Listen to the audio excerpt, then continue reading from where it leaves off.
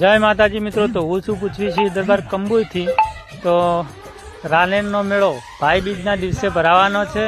તો મિત્રો મેળામાં જરૂર આવજો। તો આપણે સાથે મળીને મેળાની મોજ માણીશું અને વિડીયોને વધુમાં વધુ શેર કરી દેજો, તો કોઈ પણ મારા મિત્રોને જાણ થાય તો રાલેનના મેળામાં આવે। તો જય માતાજી મિત્રો।